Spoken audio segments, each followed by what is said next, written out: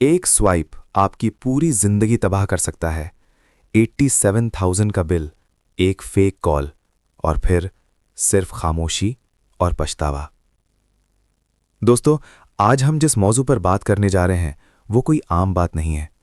ये वो हकीकत है जो आपकी स्क्रीन के पीछे छुपी हुई है, वो अंधेरा जो डिजिटल मैच की रोशनी में हमें नजर नहीं आता।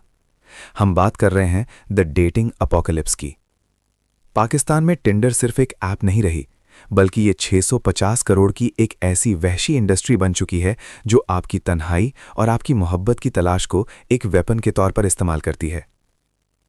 एज अ डायरेक्टर मैंने बहुत सी स्क्रिप्ट्स देखी हैं, लेकिन जो असली जिंदगी की हनी ट्रैप स्क्रिप्ट्स इन दिनों लिखी जा रही हैं वो किसी भी थ्रिलर मूवी से ज़्यादा खतरनाक और सोच से ज़्यादा ऑर्गेनाइज्ड हैं। सबसे पहले हमें उस स्क्रिप्ट को समझना होगा जो रोज़ाना हज़ारों लोगों के साथ रिपीट हो रही है। इमेजिन कीजिए, रात के 2 बज रहे हैं, आप अपने कमरे में अकेले हैं, शायद थोड़ा बोर हो रहे हैं या शायद सच में किसी से बात करने का दिल है। आप टिंडर ओपन करते हैं और स्वाइप करना शुरू करते हैं। सडनली एक प्रोफाइल आती है, सारा या ज़ारा या नूर। फोटोज इतनी हसीन कि आपकी नज़र रुक जाती है। बायो में लिखा है just moved here looking for a genuine connection. आप राइट स्वाइप करते हैं और फौरन मैच हो जाता है।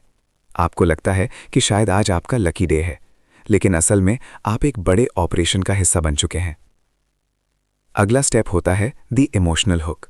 ये स्कैमर्स कोई एमेचर नहीं है, इन्होंने साइकोलॉजी पढ़ी हुई है। अगले 2 हफ्ते तक आपसे ऐसी बातें होंगी जो आपका दिल जीत लेंगी। वो आपसे पूछेंगे कि आपका दिन कैसा गुजरा, वो आपको गुड मॉर्निंग के प्यारे मैसेजेस भेजेंगे और आपको ये फील करवाएंगे कि दुनिया में कोई है जो वाकई आपकी परवाह करता है। इसे हम कहते हैं डोपामीन लोडिंग।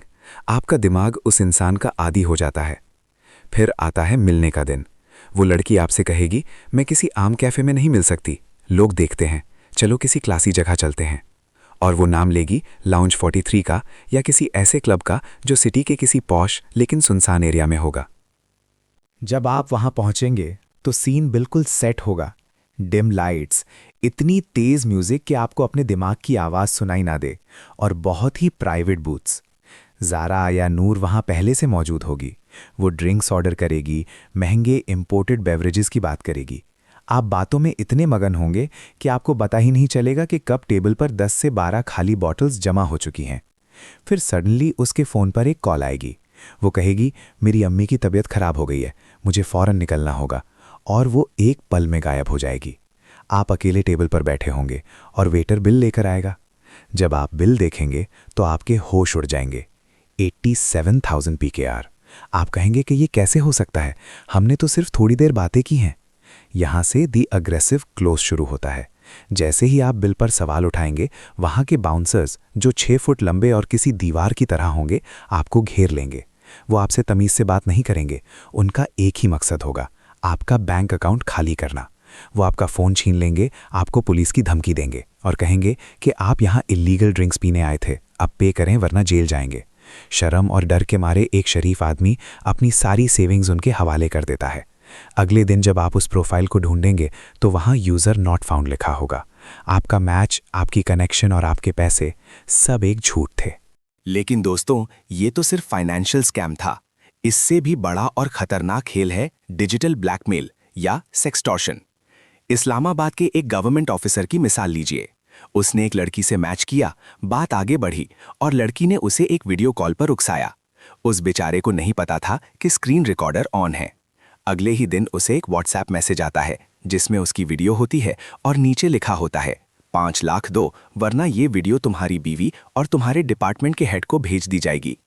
उस बंदे ने पिछले 4 महीनों में 17 लाख रुपए दिए हैं। उसने अपना सोना बेच दिया, अपनी कार बेच दी, सिर्फ इस डर से कि उसकी इज्जत खाक में मिल जाएगी। ये द कलेक्टर गैंग है जो आपकी इज्जत का सौदा करता है। अब सवाल ये पैदा होता है कि ये लोग इतने कामयाब कैसे होते हैं। इसका जवाब इनके कॉर्पोरेट स्ट्रक्चर में छुपा है। ये कोई एक अकेला बंदा नहीं है जो ये सब कर रहा है। ये ऑपरेशन बटरफ्लाई जैसे बड़े गैंग्स हैं। इनकी 3 मेन टीम्स होती हैं। पहली है द प्रोफाइल टीम। इनका काम सिर्फ ये है कि रोजाना 50 से 100 फेक प्रोफाइल्स बनाएं। ये AI यानी आर्टिफिशियल इंटेलिजेंस यूज करते हैं ताकि ऐसी फेसेस जनरेट करें जो रियल लगे लेकिन इंटरनेट पर कहीं और ना हो। ये इंस्टाग्राम से मॉडल्स की पिक्स चुराते हैं और उन्हें थोड़ा एडिट कर देते हैं ताकि रिवर्स इमेज सर्च में पकड़े ना जाएं। दूसरी टीम होती है द चैट स्पेशलिस्ट्स। ये लोग 12-12 घंटे की शिफ्ट्स में काम करते हैं। इनके पास एक कॉन्वर्सेशन गाइड होती है। इन्हें पता होता है कि कब आई मिस यू कहना है और कब गुस्सा दिखाना है, ताकि विक्टिम इमोशनल हो जाए। ये लोग एक वक्त में 20 से 25 लोगों से बात कर रहे होते हैं। इनके लिए आप एक इंसान नहीं, सिर्फ एक टारगेट है। तीसरी टीम होती है द एग्जीक्यूशनर्स या बाउंसर्स और क्लब ओनर्स। इनका क्लब्स के साथ 40% प्रॉफिट शेयरिंग का कॉन्ट्रैक्ट होता है। मतलब अगर आपसे 1 लाख रुपया लूटा गया तो 40,000 क्लब को जाएंगे और 60,000 गैंग के हेड को। ये एक मुकम्मल बिजनेस मॉडल है जो हमारी सोसाइटी की मजबूरियों पर बनाया गया है। पाकिस्तान में ये स्कैम्स इसलिए फैल रहे हैं क्योंकि हमारी सोसाइटी में लोनलीनेस या तन्हाई एक एपिडेमिक बन चुकी है। हमारे पास ऐसे प्लेटफॉर्म्स नहीं हैं जहां लड़के और लड़कियां ऑर्गेनिक तरीके से मिल सके। इस सेग्रीगेशन का फायदा उठाते हैं ये क्रिमिनल्स। उन्हें पता है कि एक लड़का जो सारा दिन काम करता है और शाम को अकेले घर आता है, वो एक राइट स्वाइप और एक प्यारे मैसेज के लिए तरस रहा होगा। वो आपके दिमाग के डोपामिन रिसेप्टर्स के साथ खेलते हैं। जब आपको कोई मैच मिलता है तो आपके ब्रेन में एक खुशी की लहर दौड़ती है। ये वही फीलिंग है जो किसी गैम्बलिंग करने वाले को मिलती है। इकोनॉमिक फैक्टर्स भी इसमें बहुत बड़ा रोल प्ले करते हैं। पाकिस्तान में 32% अनएम्प्लॉयमेंट है। इन्फ्लेशन ने लोगों की कमर तोड़ दी है। इन गैंग्स में काम करने वाले चैटर्स अक्सर यूनिवर्सिटी स्टूडेंट्स होते हैं, जिन्हें लगता है कि मोबाइल पर बैठकर किसी को फंसाना एक आसान तरीका है पैसे कमाने का।